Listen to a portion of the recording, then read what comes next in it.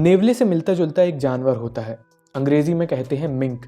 Denmark में 1.5 करोड़ से ज़्यादा मिंक हैं और डेनमार्क की सरकार ने इन सभी को मारने का फैसला किया है। इन्हें कत्ल करने के आदेश दिए गए हैं।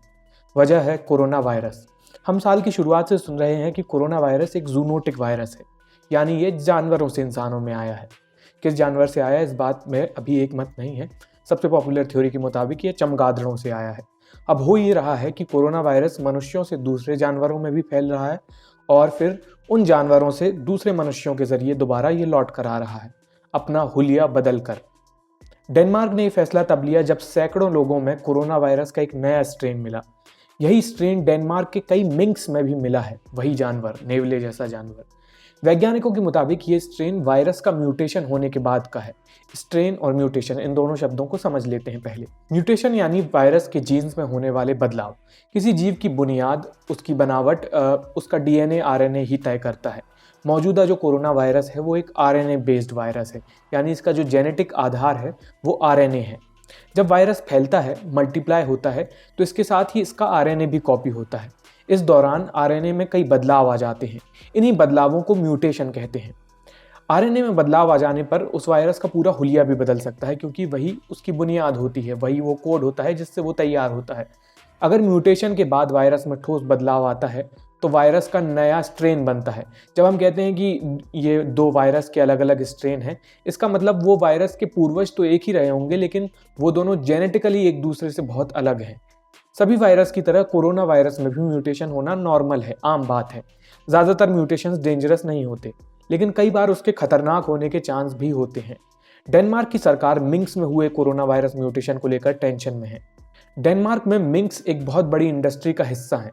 मिंक का शरीर जो होता है वो बहुत मुलायम बालों से ढका होता है। अंग्रेजी में इन बालों को फर कहते हैं। मिंक फर से कई तरह के कपड़े बनते हैं, इसलिए डेनमार्क में बहुत सारे मिंक फार्म्स हैं। जैसे हमारे यहाँ मुर्गी फार्म है, वैसे ही डेनमार्क में मिंक फार्म्स हैं। हर फार्म में हज़ारों मिंक पिंजरे के अंदर रखे जाते हैं। यहाँ मिंक फर इकट्ठी होती है। एनिमल राइट्स ग्रुप्स लंबे अरसे से इसका विरोध कर रहे हैं, क्योंकि इन फार्म्स में मिंक्स के साथ बहुत क्रूरता भरा बर्ताव किया जाता है। इस मिंक फर का व्यापार बहुत बड़ा है और डेनमार्क इस व्यापार का सबसे बड़ा खिलाड़ी है। आपने मिंक ब्लैंकेट का नाम सुना होगा। मुलायम से लगने वाले जो कंबल होते हैं, ये मिंक ब्लैंकेट इन्हीं मिंक फर से बनाए जाते हैं। मिंक फर से कई टाइप के कोट भी बनते हैं। इंदिरा गांधी की एक बहुत पॉपुलर सी तस्वीर है जिसमें उन्होंने मिंक के बालों वाला एक कोट पहना हुआ है। इसे लेकर बहुत कंट्रोवर्सी भी हुई थी। डेनमार्क दुनिया में मिंक फर का सबसे बड़ा उत्पादक देश है। डेनमार्क में हज़ारों मिंक फार्म्स हैं। यहाँ करीब 1.5 से 1.7 करोड़ के आसपास मिंक्स पाले जा रहे हैं। ये डेनमार्क में रह रहे मनुष्यों की आबादी से 3 गुना ज़्यादा है।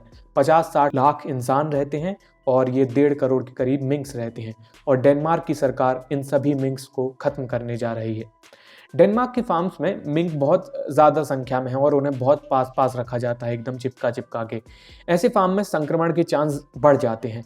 यहाँ काम करने वाले किसी इंसान में कोरोना वायरस रहा होगा, उससे वो मिंक्स में पहुँचा होगा और मिंक्स के बीच ये बहुत आसानी से फैल गया होगा, और फिर इन्हीं में से किसी मिंक्स से किसी और वर्कर में ये पहुँच गया। इस बीच कोरोना वायरस कई म्यूटेशंस से गुजरा होगा। बहुत सारे उसके डीएनए आरएनए में बदलाव हुए होंगे और वायरस के कई स्ट्रेन पैदा हुए। मिंक में वायरस की म्यूटेशन हो जाने से किस बात का डर है? पहला डर यह है कि म्यूटेशन के बाद कोरोना वायरस पहले से ज़्यादा मारक और संक्रामक हो सकता है। दूसरा डर वैक्सीन को लेकर है। दुनिया भर में कोरोना वायरस की वैक्सीन के ट्रायल्स चल रहे हैं। ट्रायल के बाद वैक्सीन लोगों को दी जाएगी, लेकिन ये वैक्सीन कोरोना वायरस के शुरुआती स्ट्रेन को ध्यान में रखकर बनाई जा रही है। अगर वैक्सीन म्यूटेशन वाले वायरस पर काम नहीं करेगी तो भारी दिक्कत पैदा हो जाएगी। वो दूसरा वाला वायरस का स्ट्रेन दूसरी महामारी का रूप ले लेगा। डेनमार्क के वैज्ञानिक एक मिंक वाले कोरोना वायरस को लेकर ज़्यादा चिंतित हैं। वायरस के उस स्ट्रेन पर शरीर में बनने वाली एंटीबॉडीज़ कम असर दिखा रही हैं। जो शरीर में सिपाही होते हैं जो वायरस से लड़ते हैं, उन्हें एंटीबॉडीज़ कहते हैं, और वो एंटीबॉडीज़ उस पर्टिकुलर स्ट्रेन पर बहुत कम असर दिखा रही हैं। अब तक उस स्ट्रेन से 12 लोग संक्रमित भी हो चुके हैं। इस स्ट्रेन पर वैक्सीन कितना असर करेगी, ये कहना अभी मुश्किल है।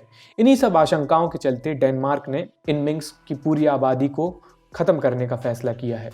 डेनमार्क इस म्यूटेशन वाली थ्योरी को मानकर एहतियात बरत रहा है, लेकिन इनमें से अभी किसी भी चीज़ की पुष्टि नहीं हुई है। इसे लेकर WHO की चीफ साइंटिस्ट सौम्या स्वामीनाथन ने कहा, हमें रुककर देखना चाहिए कि इससे क्या पहलू निकल कर आते हैं।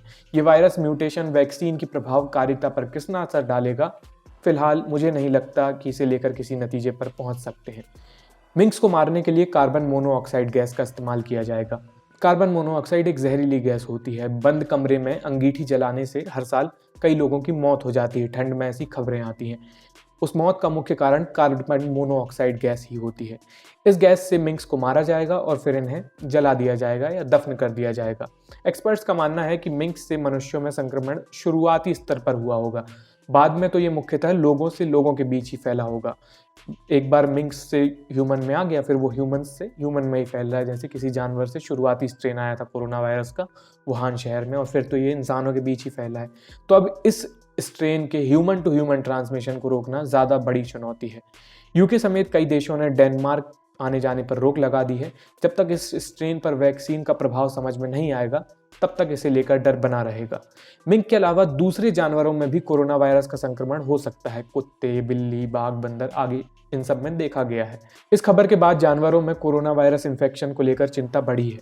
जानवर इस वायरस के लिए एक रिजर्वायर का काम कर सकते हैं, ऐसे रिजर्वायर जहां लंबे समय तक वायरस का म्यूटेशन होगा। मनुष्यों के बीच से तो वैक्सीन आने के बाद ये वायरस खत्म हो जाएगा, लेकिन हो सकता है जानवरों में ये टिका रहे और हो सकता है भविष्य में कई म्यूटेशंस के बाद ये किसी दूसरे रूप में उभर कर आए। तो इसे लेकर ये एक और डर भी अभी बना हुआ है। ये वीडियो आपको कैसा लगा हमें कमेंट करके बताइए।